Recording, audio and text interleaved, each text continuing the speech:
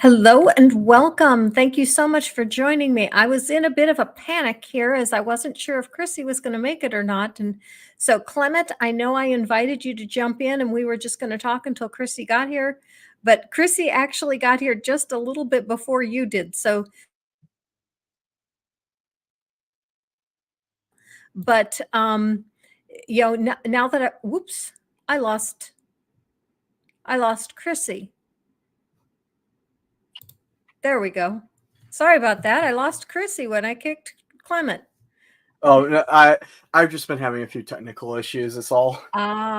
Okay. All right. But Clement, nothing against you. If I ever need you again, I will ask you. And I thank you so much for volunteering to jump in. If I ever need you in a pinch like that, I really do appreciate that. And Mark Caesar says, don't scare her away.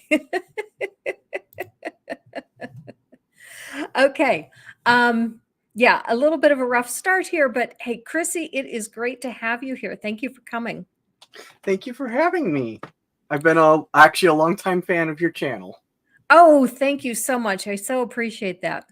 The way that this show came about is in my email. I subscribe to Richard Carrier's blog, and I saw a blog title about Philemon, and I started reading it. And he mentioned that Chrissy was writing a book about the authenticity of Pauline authorship of that book. And I thought, oh, that sounds neat. And so I contacted Chrissy, and I was very fortunate. Chrissy gave me an advanced copy even before it was published. And so it's not a long book. I read the whole thing. And then it did get published before we got to the show. So there is a link both in the description and there is one pinned in the chat. Yep. You can get your very own little paperbacks. They're very short. I tried to keep it fairly readable for people. So that was one of the things I was going to mention. And I gave you your first Amazon comment this morning, and it is up there. Oh, thank you. Or I should say rating. And one of the things that I so appreciated about this book is when you read Bart Ehrman writes two different types of books. He writes scholarly books for biblical scholars, and he writes books for lay audiences. And Chrissy's book is a merger of those two genres. There were portions of the book that I kind of skipped over because they were a bit too technical, particularly, there were charts of Greek, and it was all Greek to me. So I skipped over those portions, but most of the book is written so that a lay audience can understand what you're talking about. And I really appreciated that. Yeah, no, I was very much trying to have a more wide audience in mind when I wrote this, but I still wanted to keep the technical side because there's unfortunately a lot that goes into this issue specifically. One of the things that you focused on is the lack of scholarship in this area. And it makes sense that there is not much scholarship because the book is so short. And as you point out, it has little theological significance. And so not too many people have questioned the authorship. And do you think your book will garner some more discussion among biblical scholars? I'm very much hoping so. As far as I'm aware, I am the first author to ever actually write a full-length book on the subject of Philemon's authenticity. At least, certainly in the last 200 years. Mm-hmm. The issue is like you talked about, has been very much sidelined in critical literature. So if you read like most of like the leading commentaries, like this is the Hermeneia commentary on Philemon, you're not going to find hardly anything on the subject. In fact, they're basically just going to say it's been accepted pretty much throughout Christian history. Only a few authors may have rejected it here and there, and then they're going to pass the issue by without much of any comment at all. And that's if you're lucky. Some of them will dismiss the entire issue in a sentence or less. And it makes it becomes a really big issue when you also then see other scholars then citing each other, and it becomes like this daisy chain effect where it's Mm, authentic because someone else said it was authentic, and they said it's authentic because this other person back here said it was authentic. And then you go through and look, and very few people have actually made any coherent arguments for Philemon being authentic. And the same cannot be true on the opposite side of that spectrum. There's actually mm, been several publications mhm, since the late 1700s. In the 1790s, Edward Evanson wrote the first book that was seriously challenging the Pauline authenticity of several letters. Um, Philemon was one of those, and part of his argument was that he took the Book of Acts as authoritative and historical, and he mhm, couldn't make the other letters align with Acts. mm, So any letters that did not closely align with Acts, so that he could not finagle, he was pointing out were like not probably not written by Paul. mhm, So he ends up coming away with the majority of the Pauline corpus being inauthentic, mhm, mhm, which is a very significant result to have. In the early 1830s, then you begin having more concrete examples of leading theologians challenging the authenticity of various letters like Colossians, Ephesians, and the pastoral epistles. And then in the 40s and 50s, you get two branches of pretty radical scholarship called the Tübingen School, led by Ferdinand Christian Bauer. And he argues that basically every letter except for Romans, 1st, 2nd Corinthians, and Galatians are inauthentic. And these are what are called the Hauptbriefe in New wow, Testament scholarship. wow, And so those are like the four, the great letters is how that Hauptbriefe, that's what it literally translates to, the great letters, the great books of Paul. And those four basically remain pretty much without much of any comment until Bauer's contemporary, Bruno Bauer. Their names are pronounced exactly the same, but they're spelled one letter differently. mm. Bruno Bauer argues that none of the epistles are authentic, and he is the first Oh, person I have wow. record to do so. He's Not like even Romans. not even Romans. He argues that every single one of them is inauthentic. And that they're all Wow. probably 2nd century constructions. He also Uh-huh. argued that all of the Gospels were written in the 2nd century, and that they were likely concoctions from like Philo and Seneca and like Stoic teachings. And he's pretty much prototypes that kind of argumentation, actually, which has now become fairly standard I to was accept going that to ask you if Stoicism he was is, kind of an outlier in that respect. yeah, yeah. And I actually have one of his books right here, uh, Christ and the Caesars. But that book becomes like is a prototype of what's now actually a consensus, which is that Paul was definitely influenced by Stoicism, and the New Testament in general probably has a lot to do with Stoicism and Platonism. Mm, So he was very much ahead of the curve in that way. His ideas that the Pauline epistles were all inauthentic was not caught on at all. The vast majority of scholars to this day haven't, but one place it did catch on was in the Netherlands. And there's a okay. place and a group called the Dutch Radicals. They're primarily isolated to the universities of Amsterdam and Leiden. And they all argue that all the Pauline epistles are inauthentic. A good number of them thought Jesus never existed.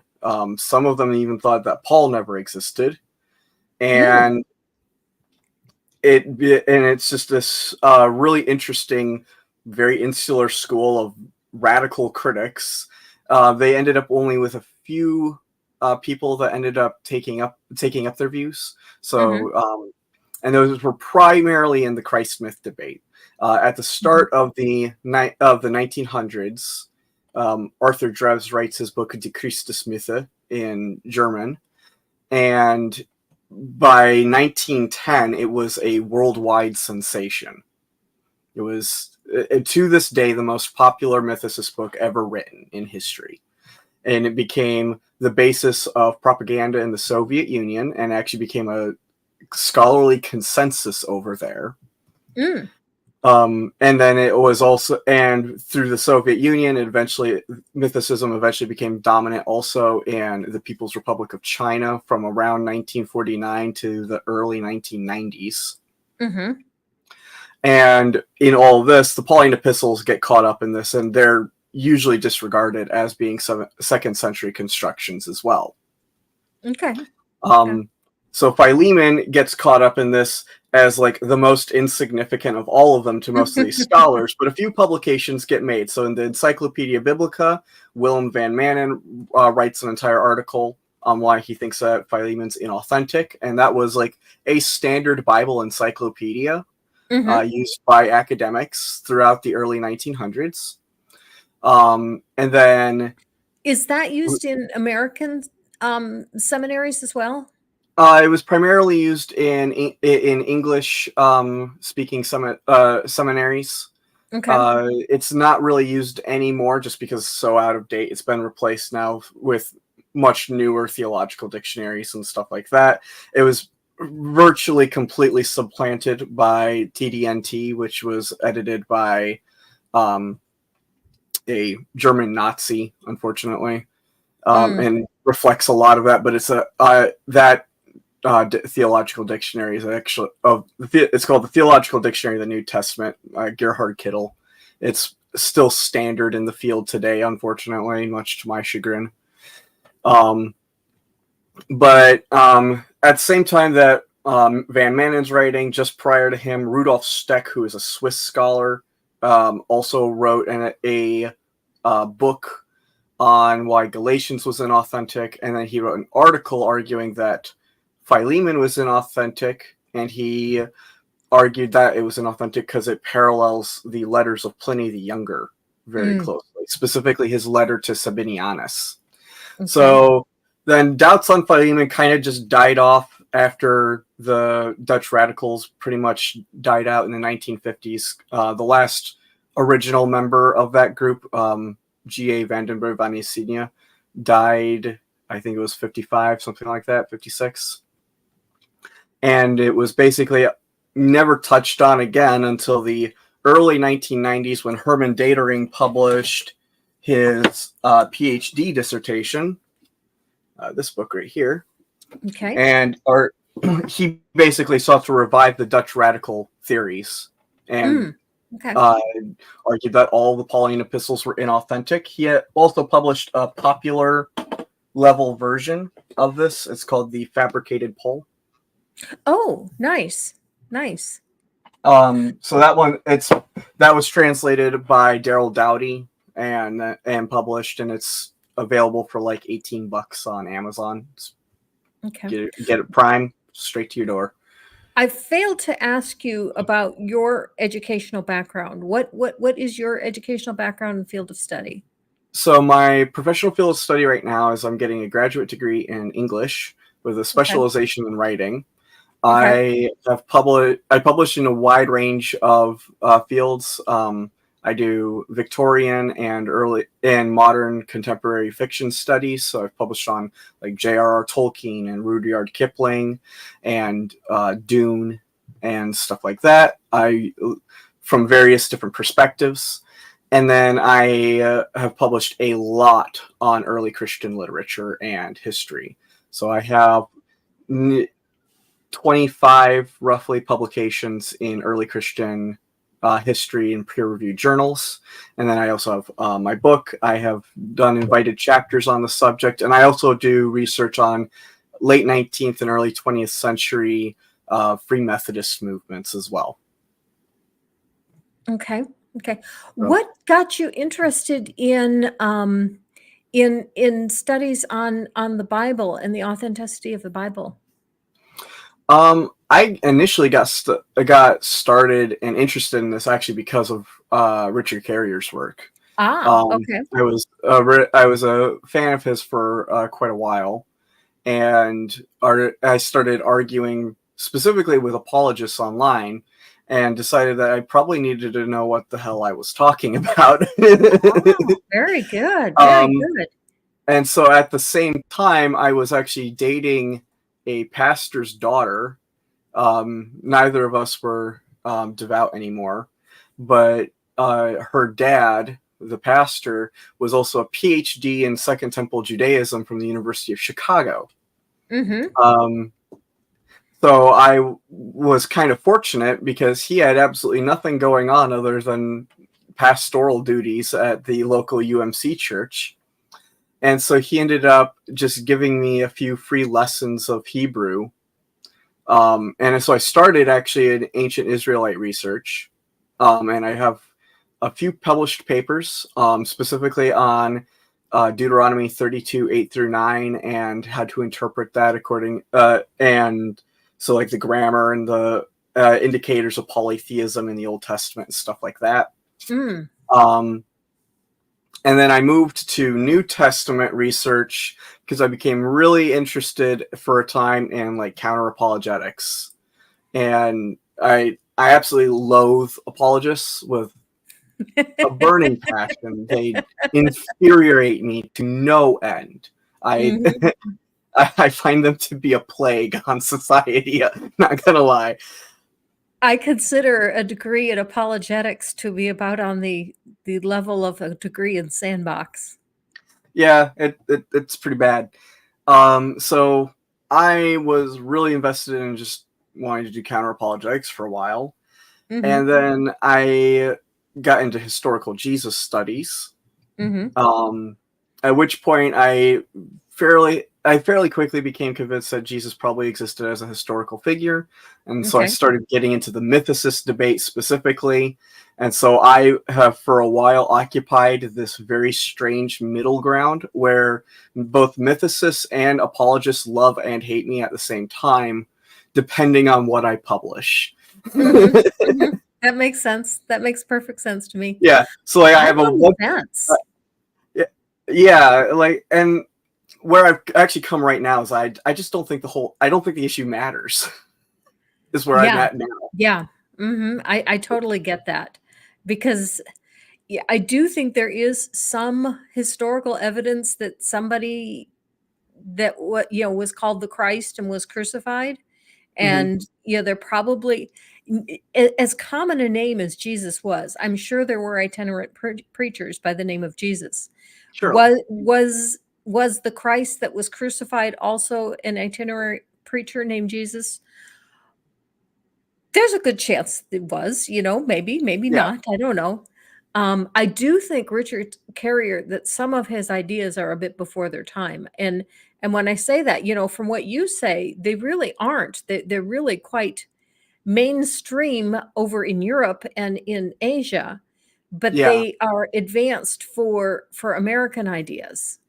Yeah. And American biblical scholarship in particular has because of the way that the American system is especially oriented in our university system, and also just the absolute stranglehold that a lot of Christian theological agenda holds in society, I would say that it's definitely the case where he's much more cutting edge here than he would be over in Europe. Mhm, Over mhm. over in Europe, a lot of the ideas that he has are just kind of Mainstream? consensus. Okay. Like the idea that the New Testament is influenced by Stoic and Platonist literature and ideas, that is just mainstream over there. The only people Mhm, that end up having problems with it are usually conservative Christians, usually American. mm, Um, at least in my experience. But over in Europe, you'll get like Trolls and Engberg Peterson and other academics like that who think it's completely just like, yeah, of course. Of course they are. So yeah, I think there is something true to be said that a lot of mythicists have actually been very ahead of the time. Um, mhm, and I think that where they've also been very ahead of the time are things like authenticity studies. They're mm, quite often much more willing to be at the cutting edge of that side of that discussion than a lot more conservative academics who usually are spending most of their time trying to find ways to poke holes in authenticity studies so that they can basically say your theory doesn't work, we can maintain authenticity. you'll find, and this is like the main problem with Philemon, is that they spend all of their time, if they talk about it at all, trying to poke holes in other people's theories and presenting any positive case for why Philemon is authentic. And that's like the main issue that you see across the board. They mostly just want to see if there's a problem with the skeptic instead of looking at how they can have a positive case for their own position. Poking holes is easy. Mm-hmm. Mm-hmm. It's easy it's easy to deflate an argument. It's very difficult to make one that stands up to scrutiny.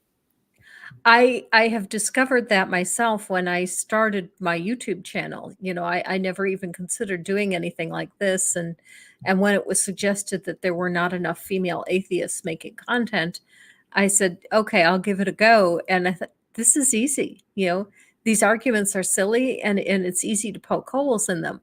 And you're absolutely right that it is more difficult to put out something with a positive stance than it is to poke holes in something. However, I have tried doing a few videos where I did just that, and they're not as popular. People prefer to hear me take down an Yeah. apologist than hear what my ideas are about anti-apologetics. No, yeah. Everyone people as part of the curse of YouTube community, especially because the atheist community in a lot of ways was formed around debunking content. Mhm. And so things outside of that are just naturally less popular because people get into the community specifically for the dunking. Mhm. Mhm. um, so yeah, that's actually why I had a channel for actually a little bit, and then I dropped my channel. And now I mostly just float around, and what I do is then spend a lot of my time doing research. So outside of this, I do early Christian martyrdom studies. I recently I'm going to have an article published later this year on why I think that First Clement indicates that Peter and Paul probably killed each other. Oh, really? Yeah. That sounds fascinating. And then I have I have several articles arguing that I think the Testimonium Flavianum is inauthentic. I have another one in submission right now that hopefully will get picked up, arguing the James passage in Josephus in Book 20, Part 200 is inauthentic. So I have positions all over the map, and that ends up basically with what you see where Richard Carrier will have a blog in one place calling me academic fraud, and then he'll have another blog saying that my work on Philemon is great. Mhm. Mhm. Mhm. So it just absolutely depends on what specific thing I publish at a given time, which will either get me the ire of apologists or the ire of mythicists or the love of one or the other. And it Mhm. completely depends on the subject. So I know where I guess I'm landing with the Philemon argument, which is that the mythicists kind of like it. Yeah, yeah, and definitely the people like me are going to like it too. The atheists. A couple of questions I've been holding for you. Mark Caesar asks, do you have any other books published, and what are their titles? I have one other small little booklet published. It's called The Earliest Mythicist References, and this is a compilation with just brief commentary of different texts which discuss debates on the historicity of Jesus, stemming all the way back into the 1600s. Mm. And so, as far as I know, I'm the only person that's ever actually even published on most of these. Mm-hmm. Um, I got a lot in mythicist historiography and stuff like that. One of the big things is basically when people summarize the debate, they're like, it all began back with Constantin Volney and Charles Dupuy. Well, and they're writing in the 1790s. Turns out that there's actually earlier figures that we know about that Mm-hmm. probably doubted that Jesus existed. In the 1760s, There were followers of Lord Bolingbroke who argued that Jesus didn't exist because the gospel narratives were contradictory. Mm-hmm. And then before that, we get hints at this because during the deist debate in the 1600s, you get people like Edward Stillingfleet, who are arguing with an unknown deist who apparently took the position that Jesus didn't exist. And we know this because Edward Stillingfleet responds to this argument, and he lays out all the reasons why Jesus definitely existed. You don't lay out that argumentation unless someone's arguing that point. So I go back and I look and I find all of these basically these kinds of tangential references that seem to indicate this debate existed. And the earliest ones I find for sure are back all the way back in the 1620s with Hugo Grotius's work. Mm-hmm. Mm-hmm. So that's just a little compilation of those texts, which I transcribed myself. Some of them are in French and German, and I translated those as well for people. So if you want to take a look at that. Aside from that, I have articles published in the Journal of Greco-Roman Christianity and Judaism, Journal of Early Christian History. I'm going to have one published soon in New Testament Studies. I'm going to have one in the New England Classical Journal and a bunch of other places like that. So I have an academia.edu page. If you just look up Chrissy Hansen on academia.edu, you can find me pretty easily. Okay. I don't want to give away too much of the book because, I definitely want people to buy the book, but just give us a little taste on the subject of slavery, because this is a huge debate in Christian apologetics. Christians obviously saying that the Bible, some of them go so far as to say that the Bible forbids slavery, and it is based in Philemon, as you are well aware. Tell us how you address that subject. Yeah, so the last main chapter of my book goes all into slavery and early Christian literature, and basically how to best situate Philemon in that. And there are multiple very terrifying things you figure out. Firstly is that early Christians had absolutely no problem with slavery whatsoever. Mm-hmm. This was considered a norm. There are two texts which are usually argued to try and indicate that that Christians wanted, or like Paul at least, wanted Christians to get freedom. The first one is in 1 Corinthians 7. In there it says, if you can get your freedom, gain it. Well, and they take that out of context, but what Paul is actually just talking about is that they should convert to be Christ followers and gain spiritual freedom. He explicitly tells them not to seek a change in social status. They're going to remain slaves.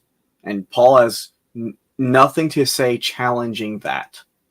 So the only other place they have is specifically the letter to Philemon. And in this is complicated by the politics of American politics in particular. Yeah, for people who are not familiar with the book of Philemon, what is the verse? What is the setting in Philemon that causes Christians to claim that this is arguing against slavery? Yeah.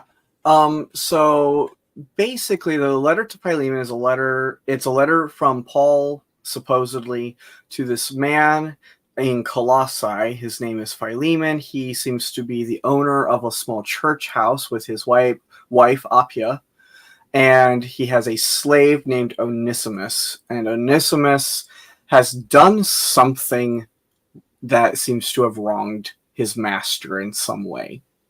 And so the indication or implication that we seem to have is that Onesimus has somehow run away or ended up in Paul's care while Paul is imprisoned. And while Onesimus is there, Onesimus is converted to become a Christ follower.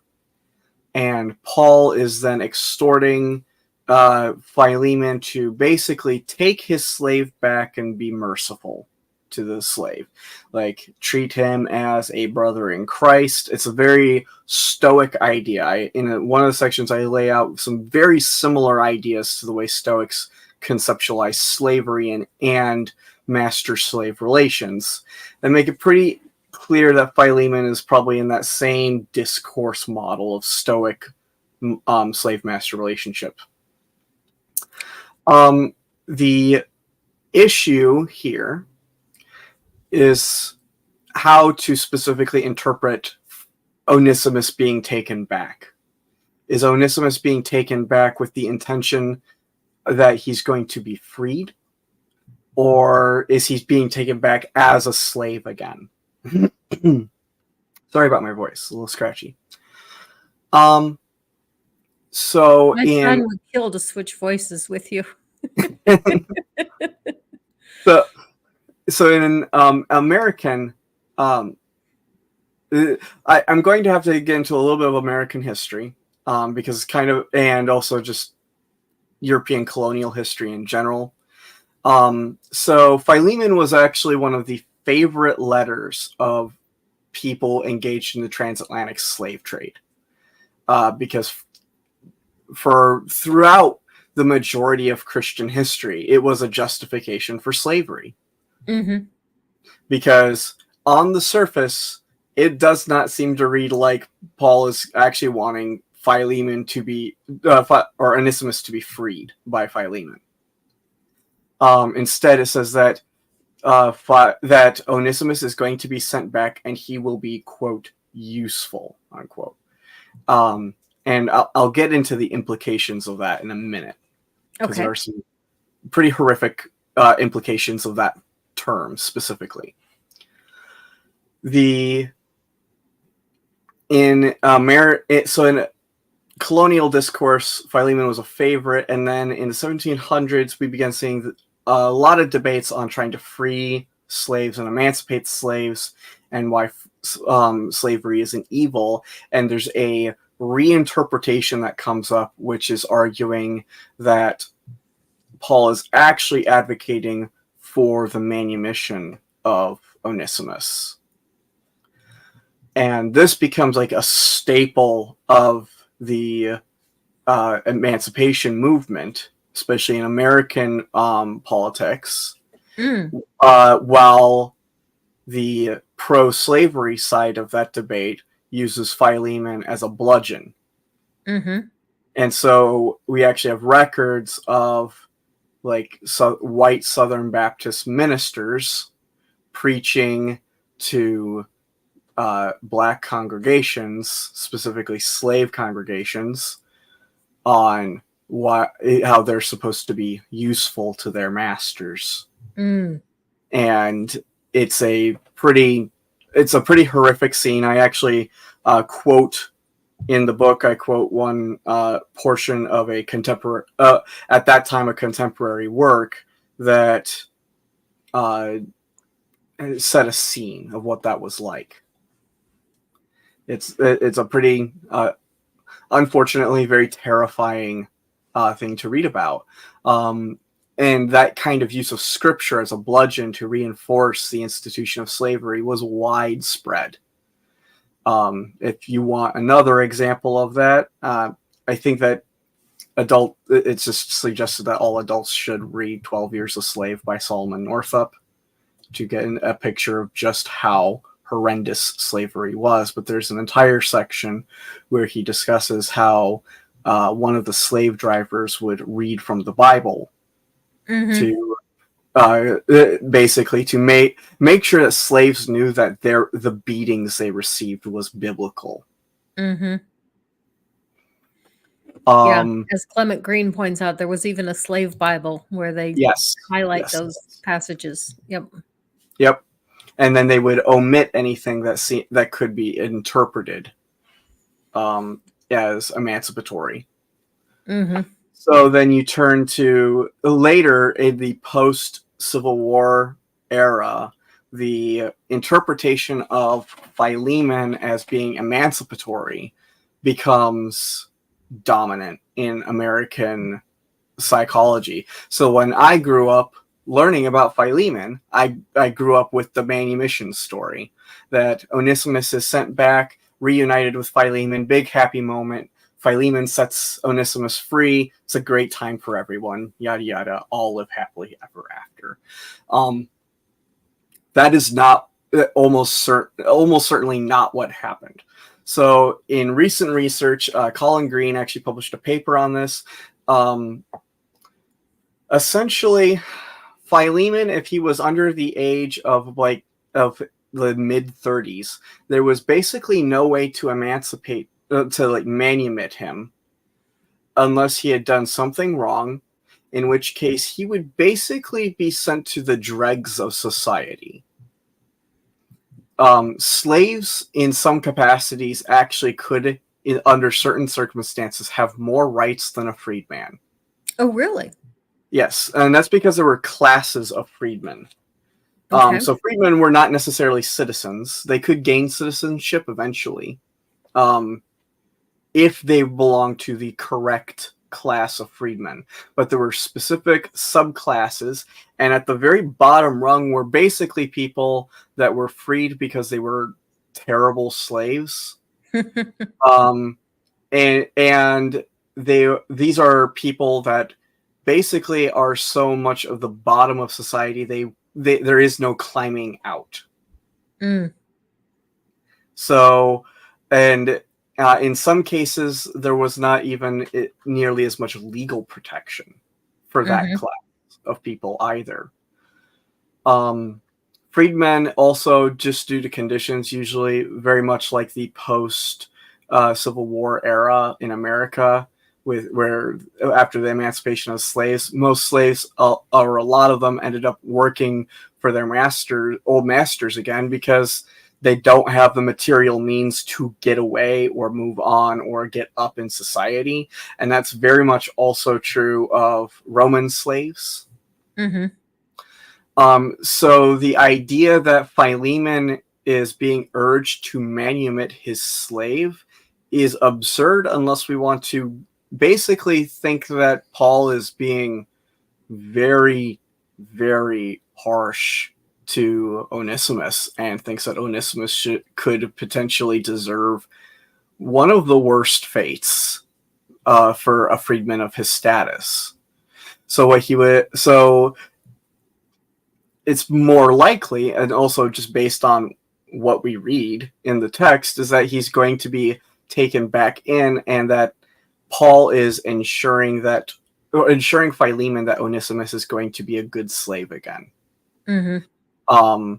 And he does this by promising to cover any damages that have happened, like any kind of damages that Philemon has incurred because of Onesimus, he says he will cover. And then on top of that, he says that, like I said before, that Onesimus is going to be useful. And I'm going to have to put a trigger warning in here for people. This is going to talk about sexual assault in the ancient world. So, fair warning. The Greek word for useful has a very strong double entendre, especially when used of lower class citizens and slaves in the Greco-Roman world. And one of those that double entendre, one of those meanings is essentially useful in they're useful for sexual alleviation of their masters. So that meant that they were useful for being raped. And what you have just said dovetails perfectly with what Dr. Jennifer Bird said when she was here talking about biblical marriage. One of her points was that when the Bible talks about homosexuality, the only homosexuality that was forbidden was that between two people of the same social status. But Yes. homosexuality between a master and slave was perfectly acceptable.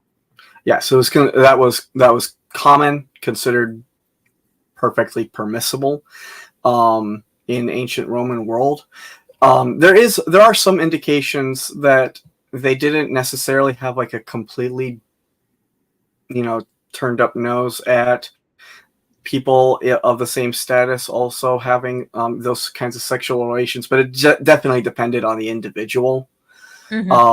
And it was not universal, and for sure that if you are the penetratee, there was definitely a stigma about that. Because it was seen as feminine to be the receiver is the feminine role. So it's Right. basic an impugnment of one's masculinity. So that's why it also occurs between masters and slaves, with the master usually being the dominant sexual and penetrative figure. The slave, of course, then being the bottom, the penetrated, and it is also very much the case that the majority of that was probably rape. And given the power imbalance, it's arguable that none of it could have even been consensual to begin with. Have you ever made this argument to modern Christian believers? No, because modern Christian believers don't like having their channels, because Actually, I because know then I someone. usually am going to talk about something like this, and there's no way to get around this issue and make it look good for Christians, because Uh-huh. the reality of the situation is that the letter to Philemon, at the very least, is definitely endorsing slavery, Mm-hmm. and at the worst is even potentially endorsing a model of slavery that includes the rape of slaves. I think the So, Atheist and Christian Book Club would take you because they are always on the lookout for atheists who have written books. well, yeah, I mean, I'd be happy to. I'm not actually an atheist, which is the funny thing. I was going to ask you that. Yeah. Okay. I'm a polytheist, so I'm Okay. in every single regard, I'm always in the middle ground somewhere. Mhm. There's always some group I'm pissing off with something. Do you believe in any specific gods or just that there are gods in general out there? I am specifically a practitioner of the Norse Okay. gods, but I'm a hard polytheist in that I also believe other people's pantheons are real as well. So it is not for me. It's not a big thing of like of is it my gods or their gods? Like, yeah, Thoth probably exists too. I just don't worship Thoth. I have Um, a grandson named Odin, and he has a oh, dog named Freya. nice. That's awesome. My daughter is a big fan of the Norse gods. Okay. But yeah, no. So I'm a practitioner of Asatru is what it's called, and then I'm a fair when it comes to my scholarship, I have a very very hardline methodological naturalist approach to my scholarship. I have the position of when I go to do scholarship, I hang my religious cap on the door, and I put on Mhm. my scholar's cap, and I do real history. I'm not playing at the apologetics nonsense. I don't. That I'm not posing Odin actually did miracles in history like a lunatic. that makes perfect sense to me, and that is what I have a hard time with apologists on, is they and when I say they, this was me. I mean, I did the same thing back when I was one of them, and that is they start with the position that God is real and we know that everything in the Bible is true, and from that, now we make our arguments instead of doing exactly what you said, which is putting on your scholar's hat and saying, okay, let's find out the truth, not assume we already know it. Yeah, and I have no problem with apologists wanting to do their apologetics, but there's a specific department for that. It's the theology department. You go there. That's where you can do all your miracle shenanigans. But you keep it out of history, which is a discipline with its own methodologies and very strict methodologies. You want to start doing miracle stuff, you're not a historian, you're at best a theologian. most apologists are too incompetent at theology to even be classed as that.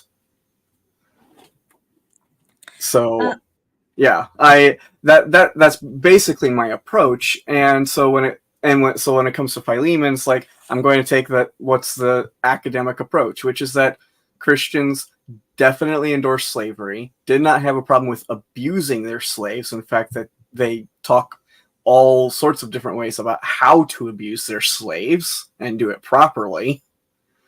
And just across the board, especially later Christian church fathers, don't have good things to say about really any underclass at all. So they don't have anything good to say about women. They don't have anything. And in fact, actually, Jennifer Glancy, she is one of the leading academics on slavery in early Christianity, probably the leading academic, at least in the English-speaking world. And she wrote different, written several books on the subject, written different papers on the subject. One of them is on Augustine, and specifically how Augustine basically uses sexual assault as a way to justify and validate abuse of women. So this is just normal. Yeah. Question that came in a long time ago, and I've been holding it for most of the stream from Beck, is what piqued your interest in these subjects? Rabbit holes. Going down rabbit holes mostly, and then figuring out, I think I could do something with this. With Philemon, I came to the position that Philemon was inauthentic after reading. First, I found it was a footnote in Carrier's book on historicity of Jesus. He had a footnote where he was basically like, I don't think Philemon was authentic. Here's Robert Price's book. So I went and read Robert Price's book. I was like, okay, that makes sense. And that was where I was going to leave it. And then I got in an argument with my friend, Dr. Joseph A.P. Wilson, on basically was Philemon authentic, and he challenged me to make a cohesive case for Philemon being inauthentic. And so originally it started as just writing a paper, and then it got bigger, and then I got 10,000 words in and realized I had only written introduction. And then I was like, oh, okay, well, I guess this is going to be a book now. And then I did end up doing a paper. It was actually just published with Revista Biblica, which is a Spanish language journal, but they also publish English language articles. So I published a peer-reviewed article on Philemon and why the arguments in favor of its authenticity don't stand up to scrutiny. And so since then, the book was published as well. So it was basically just, I wrote this book on a dare. Oh, okay. Mark Caesar says, what was his doctorate in? I do not have a doctorate. I'm getting my master's. No, not yours. He was asking about the doctorate of the person you were talking about. Oh, Dr. Joseph A.P. Wilson is an anthropologist, but he has he has a recent publication actually on a section of Paul's letters in 1 Corinthians chapter 14. So he has actually got some relevant publications on the subject, and he definitely knows his stuff. He's an excellent scholar. He's done a few interviews as well, so highly suggest looking at those. Do you think you will go for a doctorate? I am planning on going for a doctorate. I'm currently debating on whether or not it's going to be in English or in biblical studies. So we'll see. Have you done enough coursework in biblical studies to just go straight into a doctorate program on that, or do you need some background in that first? Almost certainly not, but it depends on because I also have a large publication record on the subject, so maybe they let me.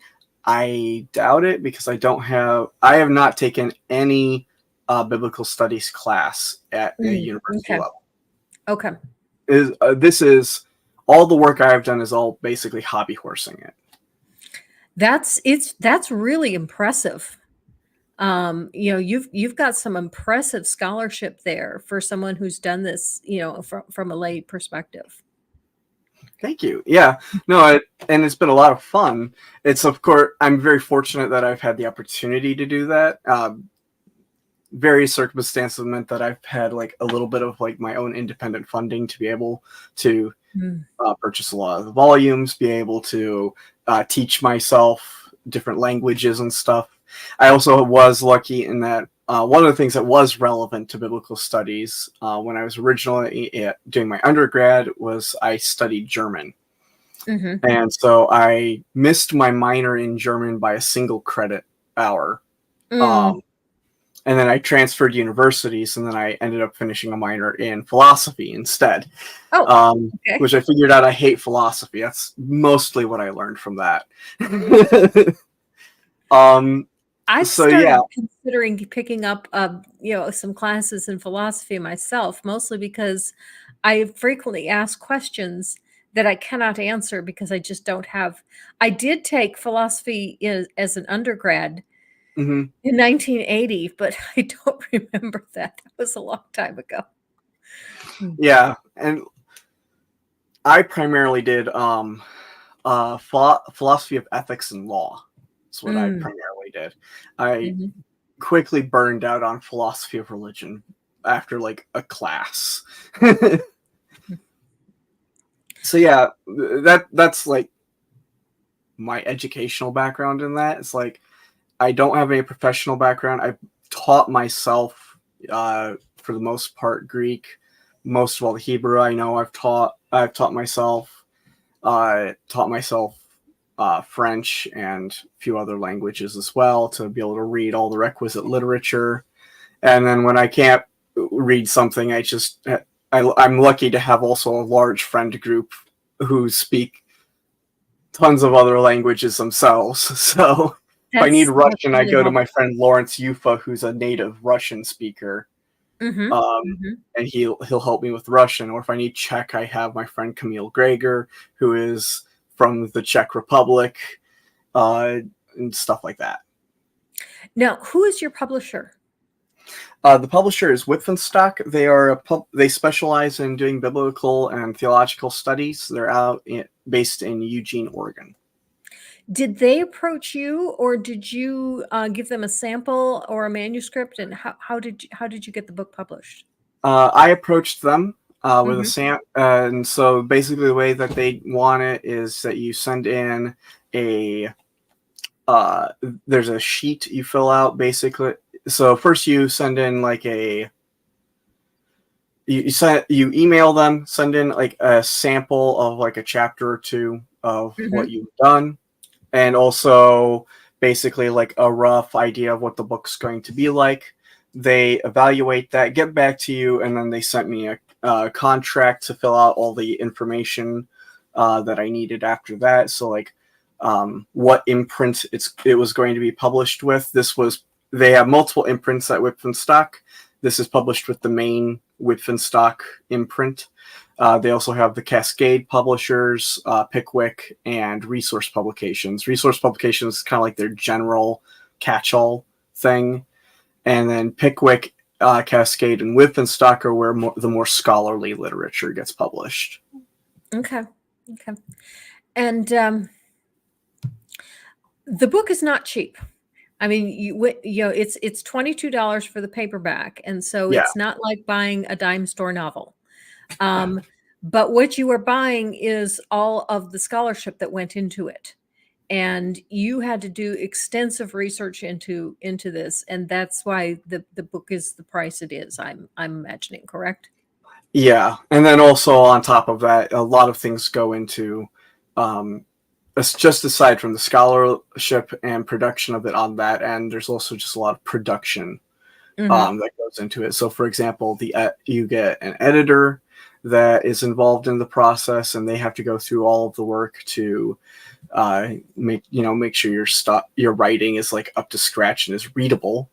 And Mm-hmm. then you have the typesetter as well, and that's an entire process because the typesetter has to set all the pages, make them look the way they are. So like I don't do any of the page formatting. I send them in an 11 by 8.5 inch double space sheets of paper, and then they do all of the typesetting to actually make it look like a publishable piece of literature. So that is very difficult. And on top of that, then you also have to go through and set in like all the formatting breaks and stuff like that, because so I'm like quoting in German and in French and Greek and stuff like that, and a lot of these letters actually don't necessarily. A lot of these letters are special characters, which means that they actually have specific codes that have to be put in for the printers. So there's just an absolute crap ton that goes into producing the book. So, but especially academic books where you're already expecting a smaller audience to begin with, the prices naturally, unfortunately, go up. Right. And I don't know if you saw the comment from Maya. Maya said it's actually very cheap for a scholarly book. Most scholarly books go for hundreds of dollars. Yeah, no, that is very much the case. Like some of the books sitting on my shelves here, like for example, this book, this is, when I got this I think was close to $90. Just for this one. This one right here is like $120 because Walter de Gruyter wants you to like sacrifice your firstborn child before purchasing a volume. So you're just cutting off limbs practically. I mean, Richard Carrier's the paperback for Richard Carrier's book on the historicity of Jesus, which is like a 700-page doorstop of a tome. That book at $45, I think, when it came out, was also like fairly affordable for an academic volume of that size. So yeah, that's $22 is it, all things considered, for academic work, fairly cheap. Unfortunate. Cheap. Inexpensive. Yeah, it is inexpensive, and like I said, it is very readable for a lay audience. It is, even though there's a lot of academics to it, it's also very readable. I've tried to make it as readable as possible for everyone. So there are going to be graphs with quite literal just Greek. So mostly all you got to know is that with those graphs is that the Greek looks the same in different in Colossians and Philemon. That's basically what you're looking at. And I want people to know that we have just scratched the surface of this book. What Chrissy and I have given you here is just a glimpse of what is in the book. And I highly recommend that you go and buy a copy for yourself and read the whole thing. You can read the whole thing in probably about 4 hours. It's not that long.